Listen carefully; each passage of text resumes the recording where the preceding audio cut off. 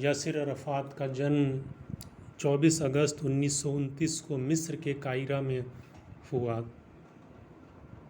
ये फ़लस्तीन के एक पॉपुलर नेता थे जिन्होंने अपना पूरा जीवन फ़लस्तीन अरब विचारधारा और यहूदी विरोधी विचारधारा को अपनाया। ये अल-फतह राजनीतिक दल के संस्थापक थे। 1969 में इन्होंने PLO फ़लस्तीन लिबरेशन ऑर्गेनाइजेशन को ज्वाइन किया और अपने जीवन के अंत तक इसके चेयरमैन रहे।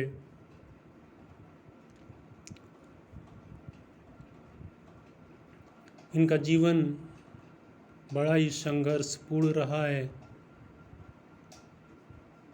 भारत में इंदिरा गांधी को ये अपनी बहन मानते थे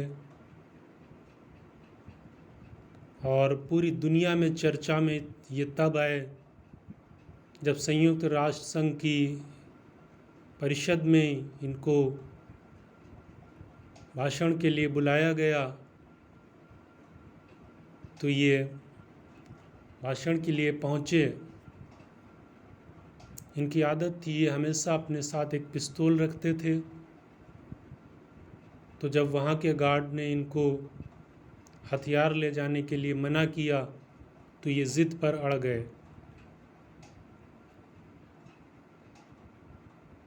तो बड़ी मुश्किल से उसमें से कारतूस निकाल कर खाली रिवॉल्वर ले जाने की परमिशन इनको दी गई। तो ये अंदर खाली रिवॉल्वर लेकर पहुँचे। जब इन्होंने संयुक्त राष्ट्र संघ में अपना भाषण दिया तो इन्होंने बहुत ही खूबसूरत बात कही। इन्होंने कहा कि मैं एक फ्रीडम फाइटर हूँ, मेरे हाथ में एक बंदूक है और मेरे दूसरे हाथ में जैतून की डाल है।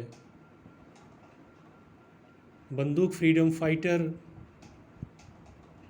के लिए प्रतीक था और जैतून की डाल शांति का प्रतीक। तो इन्होंने कहा कि हमारे हाथों से जैतून की डाल गिरने मत दीजिएगा। तो इनकी ये बात कहने से वहाँ सब ने तालियां बजाईं। दुनिया के तमाम अखबारों ने इस खबर को हेडलाइंस बनाया।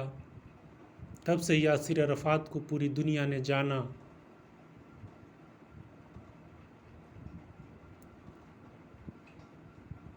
यासिर अराफात बोलने में भी बहुत तेज़ तर्रार थे।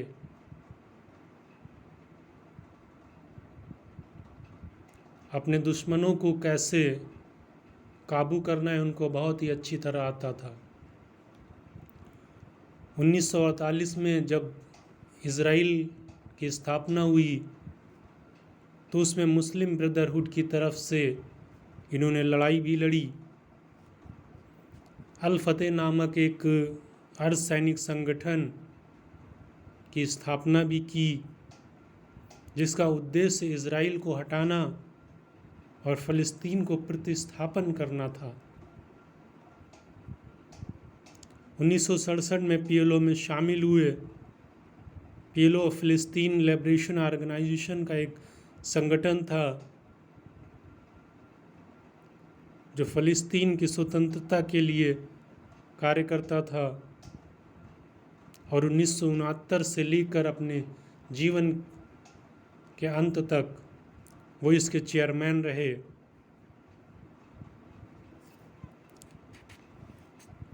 1983 से 1993 तक यासिर अराफात ने ट्यूनीशिया में ख़ुद को स्थापित किया। 1988 में इज़राइल के अस्तित्व को स्वीकार कर लिया। इज़राइल ने इनको मारने की बहुत कोशिश की लेकिन किस्मत ने इनका साथ दिया और ये हमेशा बचते रहे और अपने दुश्मन को हमेशा चकमा देते रहे। फिर गाज़ा शहर में ये लौट आया और वहीं पर रहने लगे। इज़राइल और पीएलओ के बीच में हमेशा एक संघर्ष पूर्ण रवैया रहा है। इस संघर्ष को समाप्त करने की और सबसे पहले यासिर अरफात ने ही अपने कदम आगे बढ़ाए। 1991 में मैड्रिड सम्मेलन और 1993 में ओस्लो समझौता किया, जिसमें इज़राइल द्वारा जीता हुआ गाज़ा यासिर अरफात को लौटाया गया, फ़लस्तीन को लौटाया गया। और 2000 में कैंप डेविड सम्मेलन शामिल हुआ।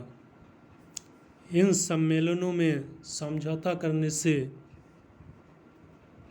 अल फतेह की इमेज थोड़ा फ़लस्तीन में कमज़ोर हुई,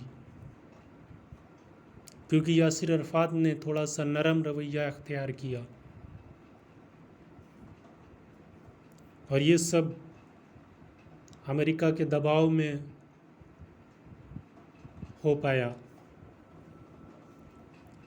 1994 में इत्ज़ाक रबिन और शिमन पेरेस के साथ यासिर अरफात को मिडिल ईस्ट में शांति का पुरस्कार दे दिया गया, जिसका मकसद मिडिल ईस्ट से लेकर पूरे विश्व में शांति की स्थापना करना था, लेकिन इससे कोई ज़्यादा फ़ायदा नहीं हुआ। उसके बाद फतेह के समर्थन में बड़ी गिरावट आई, लेकिन यासिर अरफात की इमेज हमेशा आगे बढ़ती रही। उनकी छवि को कोई धूमिल ना कर सका।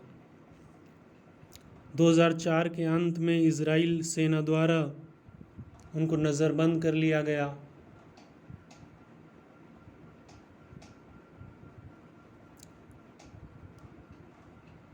क्योंकि इज़राइल यासिर अरफात को बिल्कुल ही पसंद नहीं करता था, और यासिर अरफात के बगैर फ़लस्तीन की कल्पना ही नहीं की जा सकती थी। सारे बड़े फैसले यासिर अरफात के ही होते थे। 2003 में अमेरिका ने यासिर अरफात को राजनीति में दखल न देने के लिए मनाया और वहाँ पर इलेक्शन करवाए, जिसमें महमूद अब्बास को प्रधानमंत्री चुना गया। और यासिर अरफात को 2004 में नज़रबंद कर लिया गया इज़राइली सेना द्वारा उनके घर शहर गाज़ा में। तो फिर वो बीमार पड़ गए। उसके बाद जॉर्डन और इज़राइल की कुछ अच्छे रिश्ते चल रहे थे, तो जॉर्डन ने कहा कि यासिर अरफात को इलाज की ज़रूरत है, उनकी मृत्यु हो सकती है, वो बहुत ही सीरियस बीमार हैं। तो उनको जॉर्डन के हेलीकॉप्टर से जॉर्डन लाया गया। फिर जब वहाँ पर भी उनका अच्छा इलाज नहीं हो सका तो उनको फ्रांस के एक सैनिक हॉस्पिटल में ले जाया गया। वहाँ पर फिर उनका इलाज किया गया।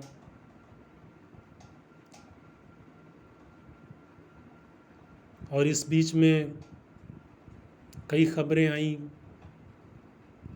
कि यासिर अरफात का इंतकाल हो गया है, उनकी डेथ हो गई है। लेकिन बाद में फ्रांस ने इसका खंडन किया कि यासिर अरफात को कुछ भी नहीं हुआ है, वो अभी ठीक हैं, बीमार हैं, सीरियस है, लेकिन ठीक हैं। इन खबरों के बीच 11 नवंबर 2004 को फ्रांस ने खबर दी कि यासिर अरफात की डेथ हो गई है।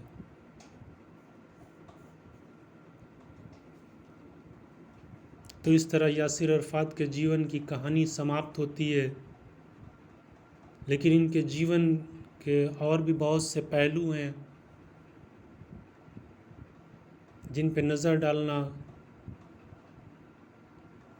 ज़रूरी हो जाता है फ़लस्तीन के इतिहास को जानने के लिए। फ़लस्तीन में यासिर अरफ़ात का कद कितना बड़ा था, इसको जानना ज़रूरी है। यासिर अरफ़ात ने कभी शादी नहीं की, वो फ़लस्तीन को ही अपनी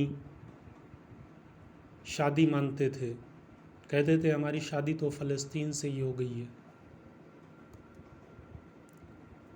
लेकिन एक ईसाई फ़लस्तीनी 27 साल की लड़की से 61 साल की उम्र में यासिर अरफ़ात ने शादी की सुहा अरफ़ात के साथ, जिससे उनकी पेरिस में एक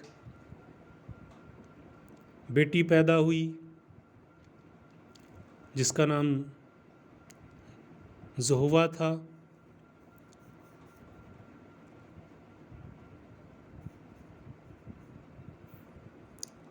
और यासिर अरफ़ात का पूरा नाम अब्दुल रहमान अब्दुल रऊफ़ अरफ़ात अल कुदवा अल हुसैनी था। एक प्रॉक्सी वार में, गुरिल्ला युद्ध में इनके कौशल को देखकर पैगंबर मोहम्मद सल्लल्लाहु अलैहि वसल्लम के एक साथी अबू अम्मार बिन यासिर के नाम से ही इनका नाम यासिर अरफ़ात मशहूर हो गया।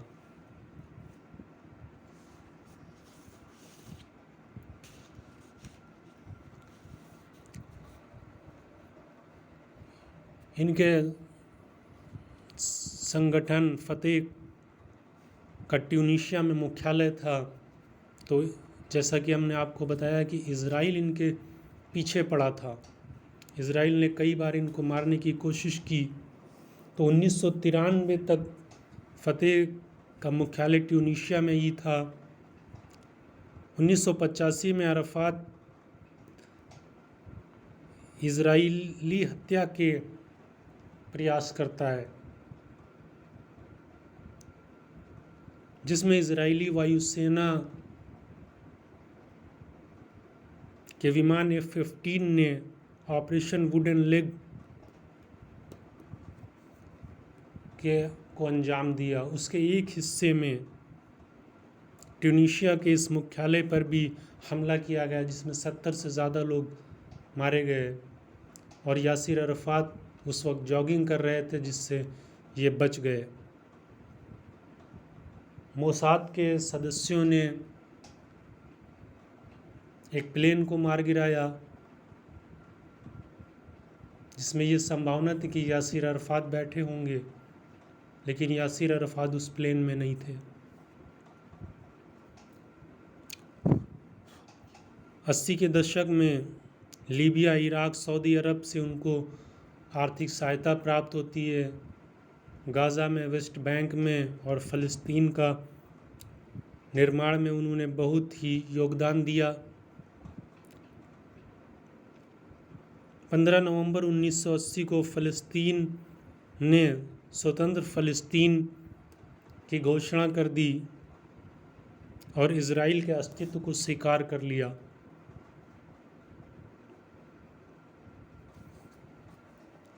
यासिर अरफ़ात पर हमेशा आतंकवाद का आरोप लगता रहा, लेकिन उन्होंने इन आरोपों का हमेशा खंडन किया।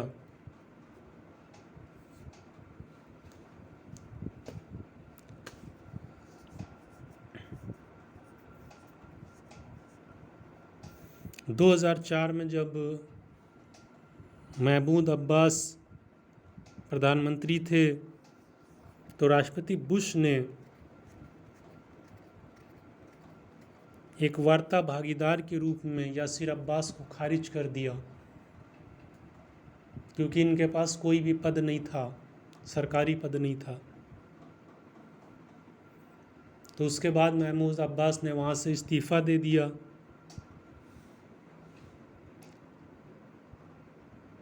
फिर महमूद अब्बास के बाद अहमद कुरैशी को वहाँ का प्रधानमंत्री बनाया गया, लेकिन ज़्यादातर फैसले यासिर अरफ़ात ही लेते थे, क्योंकि इनके कद को कोई भी वहाँ पे कमज़ोर नहीं कर सका। जब बीमार हुए ये बहुत ज़्यादा तो इनको फिर फ्रांस पहुँचाया गया। फ्रांस में जब इनकी मृत्यु हो गई तो इनकी ज़िंदगी में ही, जैसा कि आपको बताया, इनको मारने की बहुत ही कोशिश की गई। मोसाद जो इज़राइल की खुफिया एजेंसी, इनके पीछे हमेशा पड़ी रही। तो एक ख़बर छपती अल जज़ीरा के अखबार में कि यासिर अरफ़ात की मृत्यु स्वाभाविक नहीं थी। इनको पोलोनियम नाम का एक स्लो पॉइज़न दिया गया जिससे इनकी मृत्यु हुई है। तो ये बात फ़िलिस्तीन में एक बहुत ही बड़े पैमाने पर फैलती है और फिर ये डिमांड बढ़ती है कि इसकी जांच की जाए। तो इसकी जांच के लिए एक टीम का गठन किया जाता है जिसमें दुनिया भर के बड़े बड़े वैज्ञानिकों को टीम में रखा जाता है। टीम में एक स्विस की टीम में वैज्ञानिक होते हैं, एक फ्रांस की टीम में, और फ़लस्तीन की रूस से भी कुछ रिश्ते अच्छे रहे थे तो रूस की टीम पर भरोसा किया जाता है। ये तीनों टीम मिलकर यासिर अरफ़ात की कब्र खोदी जाती, उनकी वाइफ से परमिशन लेकर, और फिर कुछ सैंपल्स लिए जाते हैं और उनकी बॉडी, मिट्टी ली जाती है और फिर उसमें जांच की जाती है। जांच में फ्रांसीसी टीम ने इनकार कर दिया कि इनको कोई पॉइज़न नहीं दिया गया, लेकिन स्विस टीम ने कहा कि इनकी बॉडी में 18% पोलोनियम की मात्रा हो सकती है, ये दावा किया। रूसी टीम ने भी इस बात को स्वीकार किया कि उनकी पसलियों में, बॉडी में, उनकी हड्डियों में पोलोनियम की मात्रा थी, लेकिन इसके कोई पुख्ता सबूत नहीं है कि उनको जहर दिया गया कि नहीं। इसके कोई पुख्ता सबूत के बारे में रूसी वैज्ञानिकों ने भी इनकार किया।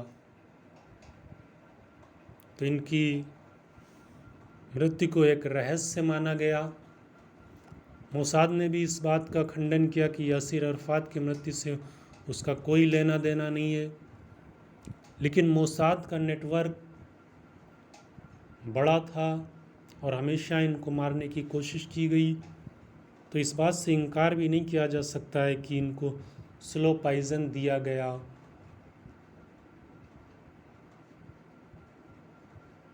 मतलब कि इनको स्लो पॉइज़न दिया गया था।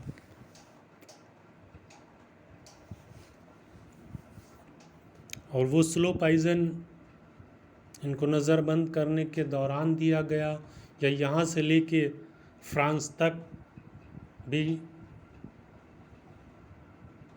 डॉक्टरों को शामिल किया गया हो, इसमें कुछ भी कहा नहीं जा सकता है।